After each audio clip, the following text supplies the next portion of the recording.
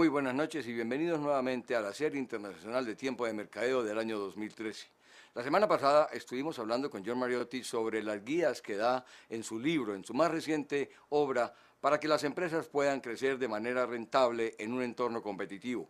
Hemos hablado sobre los 5 pasos que deben seguirse y vamos a continuar con él hablando sobre ello para poder tener éxito en las organizaciones, en un mercadeo o con un mercadeo que sea efectivo y que sea sencillo de desarrollar. Esto lo haremos en unos segundos al regresar. Ya volvemos.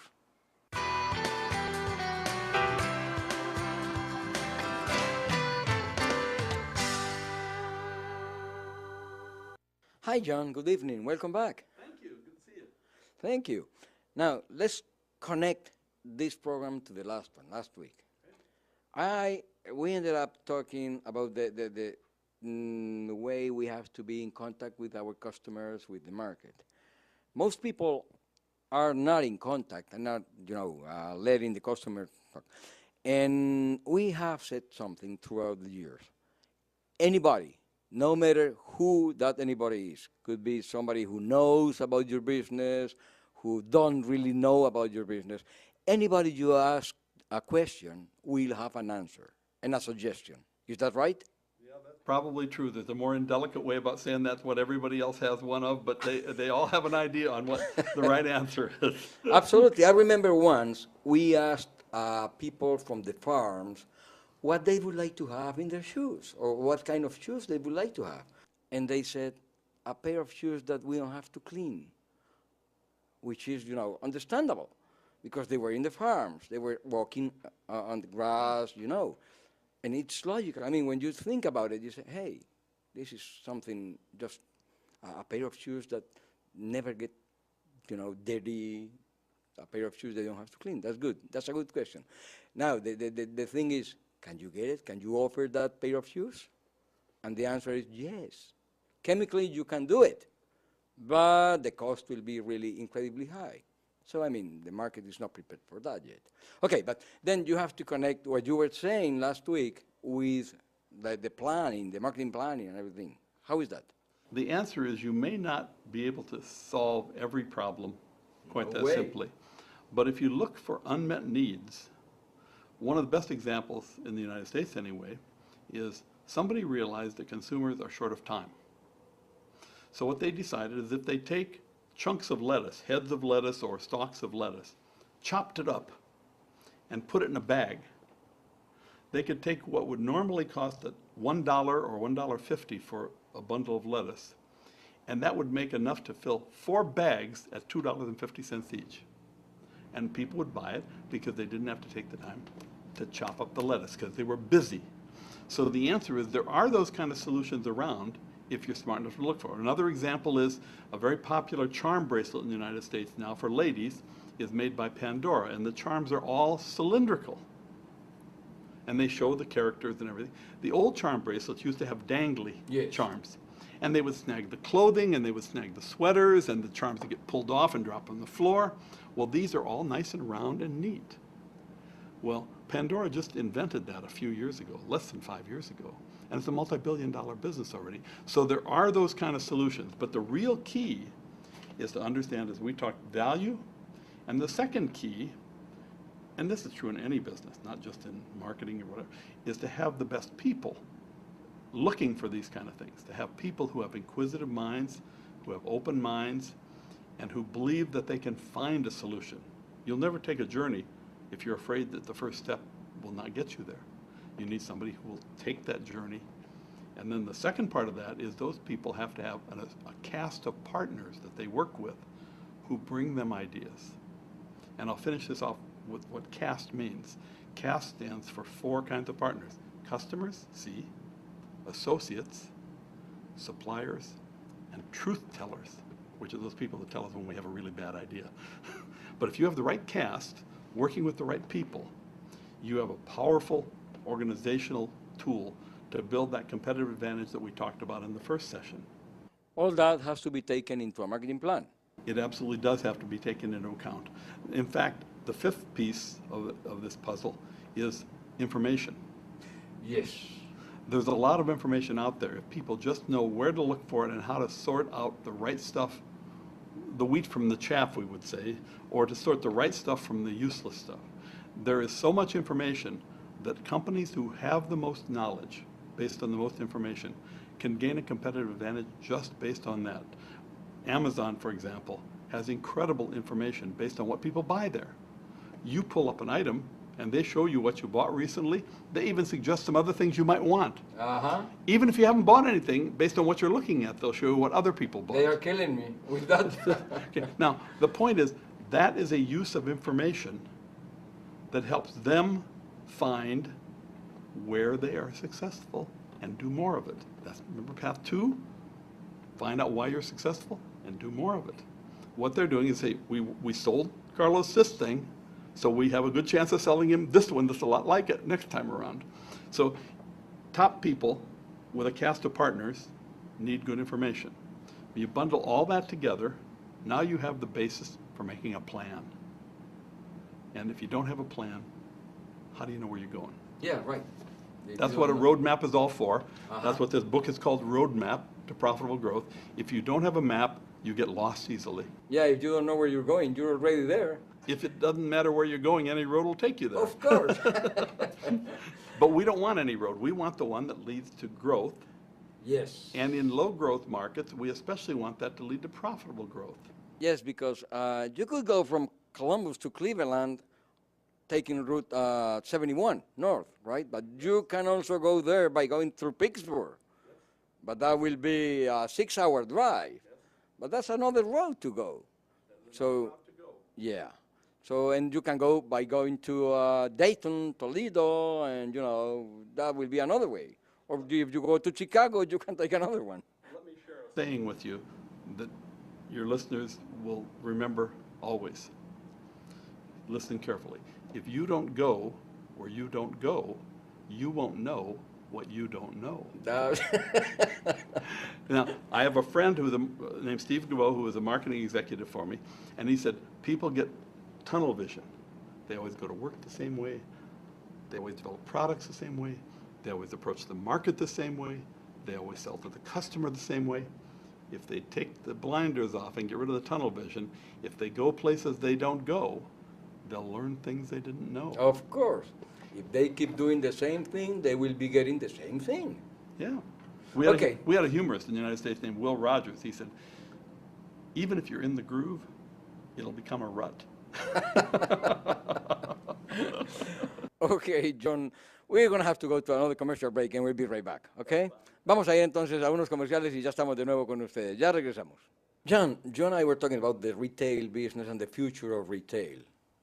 What do you think it is going to be with Amazon and eBay and the e-commerce growing the way they are? Well, America has been over-retailed for decades, too many stores. Other countries, in following things that America did, are making the same mistake. The necessary outcome is there's a shakeout. But what's happened further is what you refer to, and that's been a technological But that's because of follow the leader, you know. That's right. They see the big companies and they follow them. But the problem is this technological revolution has set everybody back. Because what it has done is it allowed people to shop for physical items in the stores, but then go buy them online. And the store can't afford to sell them as cheaply as the online retailer. So the result of that is that stores are coming under increasing pressure. It's called showrooming, in which a Best Buy in electronics is one of the best examples. They built these big, beautiful stores, but they had to be 20% higher priced than Amazon. So people would go look at the TV or the camera or whatever, check which one they liked, and then they'd go home and buy for 20% less on Amazon. So now Best Buy is shrinking their stores. Plus they get them at home without going out. That's right. Best Buy is shrinking their stores. The second thing is, especially during this last downturn in the United States, there are more people that are either unemployed or underemployed. Underemployed means that where one person earned the money for a household, now maybe two have to, or maybe where they worked one job, they have to work two jobs.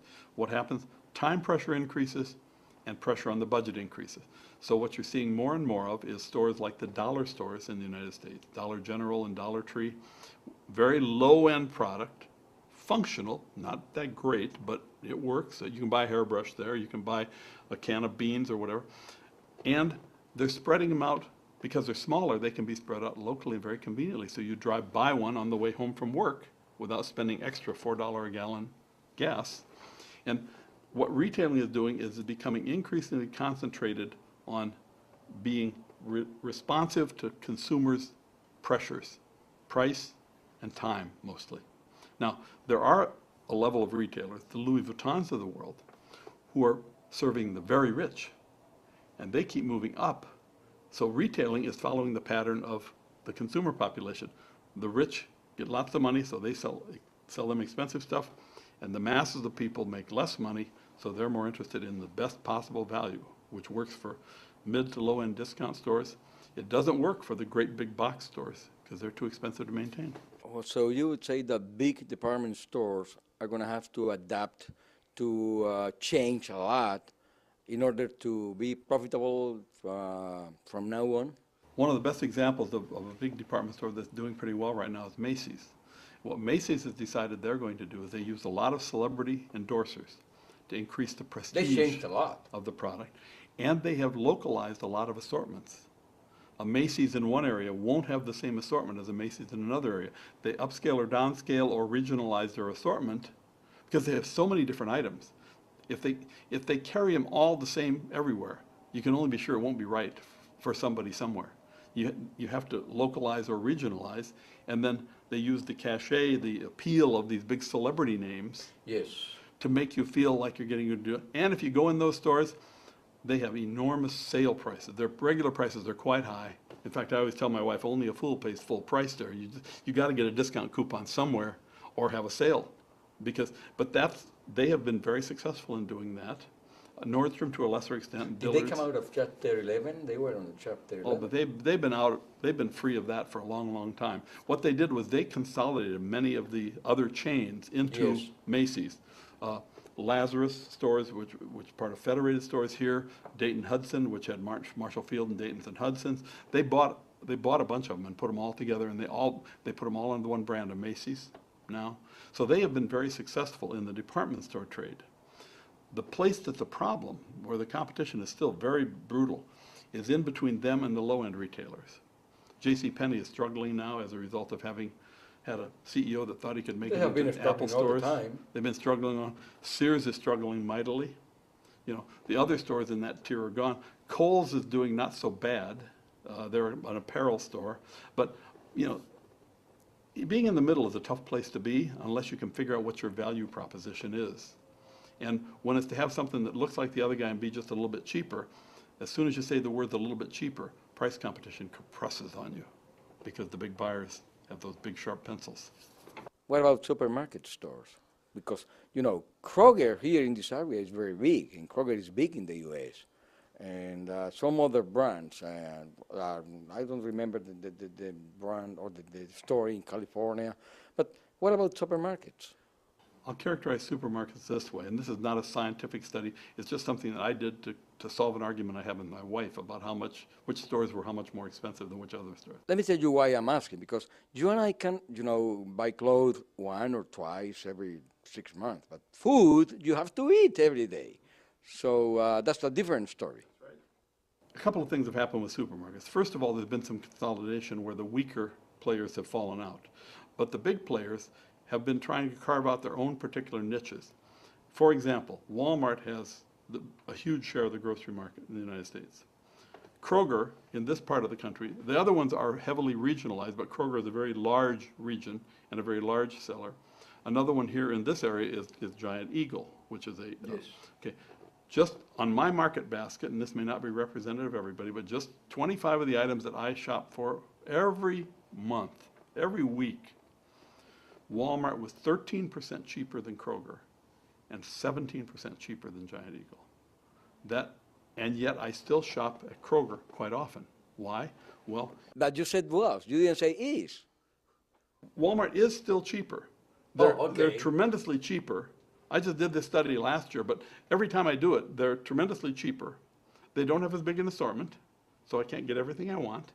Gas is $4 a gallon. So I have to run from store to store. I have to question how much gas I want to spend to go from store to store. So if I'm going to get a few items, like I came back from a trip, I needed a lot of items, took my wife with me, went to Walmart, $200. Next day, I'm at Kroger, $26. Next day, I'm at Kroger, $32. Buying the things to fill in around, because Kroger is close to me. I know they have the things I want. So what's happening in the supermarket grocery chains is not that dissimilar from what's happening in general retailing. The big discount stores, Walmart, Target to a lesser extent, their grocery business has not been that great. But Walmart, it's a big and growing part of Walmart's business because they know that it gets people into their stores every single week, and they'll buy other stuff while they're in there. The regional chains, Kroger, for example, they develop affinity programs. If I dug in my other pocket, well, I will dig in it because you can see what the result of it is. Here's my key ring. You see all these little tags on here? Yes, yes. All these little tags. This one says Kroger. Uh-huh. I use it when I come to the States. This one says Giant Eagle. Uh-huh. These are all affinity tags. What do they do with these? Well, they have two-tier prices. They have a price if you don't use this, and then they have a price that's lower if they do use it. Yes. But even if you use it, they're still 10% higher than Walmart. But it's cheaper than you would have paid. And with some of them, they give you discounts on gasoline, 10 cents, 20 cents, 30 cents a gallon.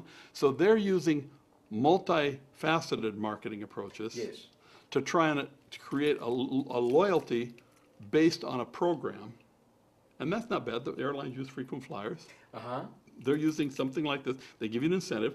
And what they do is they blur the distinction about how much difference, free discounts on your gas when you buy at Walmart. Okay, John, let's go to another commercial break and we'll be back for the last part of the program, okay? Vamos a ir a una tanda de comerciales y ya estamos de nuevo con ustedes para finalizar nuestro programa. John, back to the supermarket and the retail stores, department stores. Will you say that it is easier for a supermarket to sell clothes and sell, furniture and things like that than for a department store like Kohl's, which has never sold food, to sell food? It is absolutely easier for a grocer or a food store like Kroger or others to sell, I'll call them durable goods, clothing, hardware, furniture, whatever, than it is the other way around. And I think there's two reasons for that. Yeah, I was going to say why. The first reason is that in a typical grocery store, 90% of the revenue comes from 10% of the items. It may be a point or two in either direction, but it's always that way. Therefore, the grocer's whole existence is based on making sure they have the right items on the shelf and testing the new items and this constant turnover. For a general merchandise store, like a clothing store, to do that is really difficult. It adds so much complexity in their merchandising and management. Secondly, many of the things in a grocery store require special fixtures, and I don't mean to hang clothes on. Refrigeration, freezers, things of this nature. If you want to sell milk, you got to have refrigerators. Now you introduce mechanical equipment with maintenance. You introduce perishability and replenishment cycles, not based on whether the product's selling, but based on how old it is. The restocking and replenishment of grocery stores is a science in itself, some of which they push back on vendors like Frito-Lay they stock all the shelves, the potato chips and pretzels and so forth. So the differences for entering the two things, where a grocery store can put a few racks up and hang clothes on them, no refrigeration, no maintenance, and relatively easy to stock. The only thing they have to do is make sure they don't get too many patterns and too many sizes. They can sell durable items because they can pick the best-selling item or two and just knock off that one and have it, and when they sell it all, it's gone, it's gone. That's without taking into account what I love, positioning, because to reposition a supermarket selling clothes is easier than repositioning a clothing store or, that kind of stores selling food. It comes down to what's the destination. Uh-huh. That's the key. Focus and things like that. You go to the store for the destination for what you want, and you go to a food store, it's okay that you buy additional items for convenience. Yes. If you go to a clothing store, well, the drugstores have been the closest to making it. You Yeah, go to a drugstore is not fish or fowl anymore. You can buy pharmacies there. You can buy a little bit of housewares. You can buy a little bit of everything at the Walgreens and the CVS drugstores. It's more like a convenience store. Yes, it's a convenience. It's become a convenience store that has a really good pharmacy is basically what it amounts to. But it's all about focus. And the whole principle that we've talked about, I've gone back to the complexity crisis and talked about how focus and how adding complexity causes waste and wastes money. And that's true in a grocery store and it's true in a clothing store. When you mix the two, you get a double whammy of complexity. Yes. That you have to have two kinds of skill set. Now, granted, the Walmarts of the world do manage that, but they are set up to pick a narrower piece. They're not nearly the assortment in Walmart that you'll find in Kohl's clothing, and they're not nearly the assortment in a Walmart grocery that you'll find in Kroger. So they manage it by squeezing it down this way. And going back to the original premise of the roadmap, of Walmart, yeah. what business are you in? That's what I'm going to why say. are Walmart consumers voting started for it? like they are now. Yeah. So that's no problem. The first path in the roadmap Right. is what business are you in and what are people paying you for? And the second one is why do you win when you win? As soon as Walmart starts to deviate from that, they lose. As soon as a grocery store starts to deviate from that, they lose. And then when they get compromised is when they see the big target out there, that big opportunity. If they deviate from what it is that's their core business and what it is the reasons that they win, then they don't get the big target.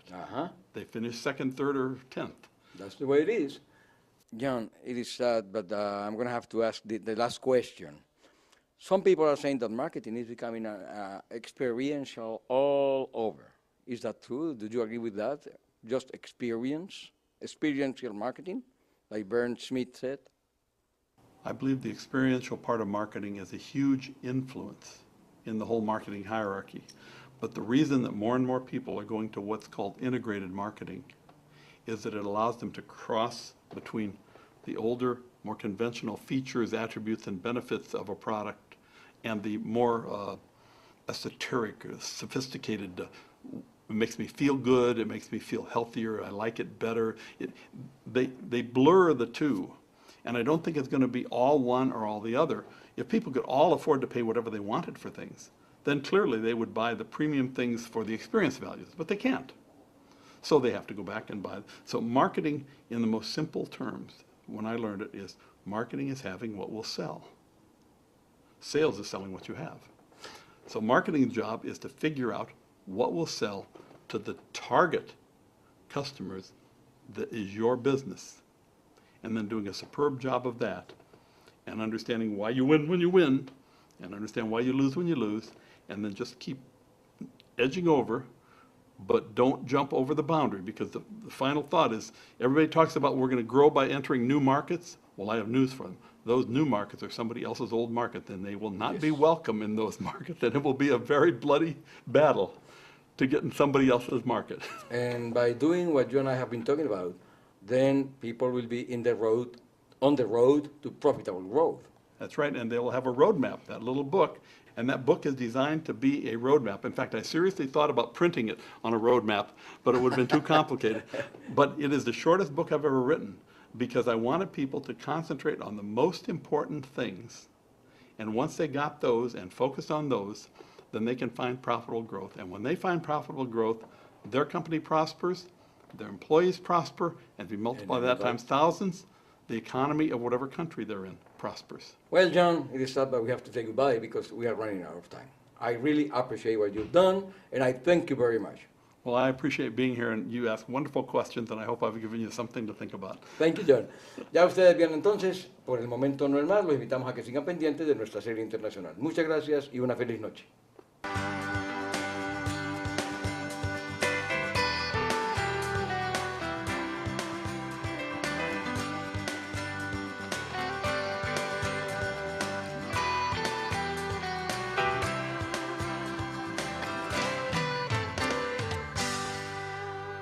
Last week with the planning, the marketing planning and everything. How is that?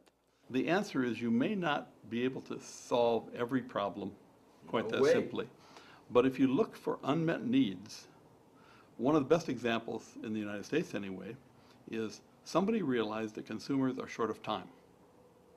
So what they decided is if they take chunks of lettuce, heads of lettuce or stalks of lettuce, chopped it up and put it in a bag, they could take what would normally cost $1 or $1.50 for a bundle of lettuce, and that would make enough to fill 4 bags at $2.50 each. And they said, a pair of shoes that we don't have to clean, which is, understandable, because they were in the farms, they were walking on the grass, and it's logical. I mean, when you think about it, you say, hey, this is something, just a pair of shoes that never get, dirty, a pair of shoes they don't have to clean. That's good. That's a good question. Now, the thing is, can you get it? Can you offer that pair of shoes? And the answer is yes. Chemically, you can do it, but the cost will be really incredibly high. So, I mean, the market is not prepared for that yet. Okay, but then you have to connect what you were saying. Most people are not in contact and not, letting the customer talk. And we have said something throughout the years. Anybody, no matter who that anybody is, could be somebody who knows about your business, who don't really know about your business. Anybody you ask a question will have an answer and a suggestion. Is that right? Probably true. There's a more indelicate way about saying that's what everybody else has one of, but they all have an idea on what the right answer is. Absolutely. I remember once we asked people from the farms what they would like to have in their shoes, or what kind of shoes they would like to have.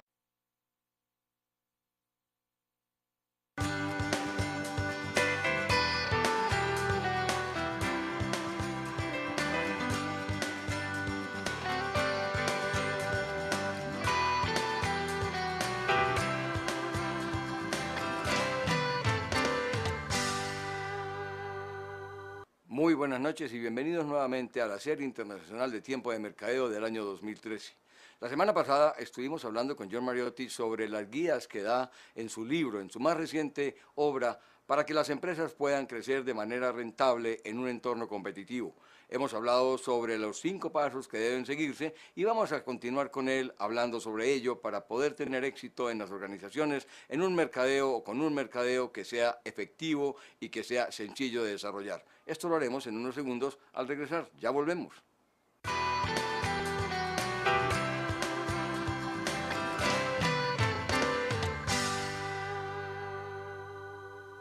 Hi, John. Good evening. Welcome back. Thank you. Good to see you. Thank you. Now, let's connect this program to the last one, last week. We ended up talking about the way we have to be in contact with our customers, with the market.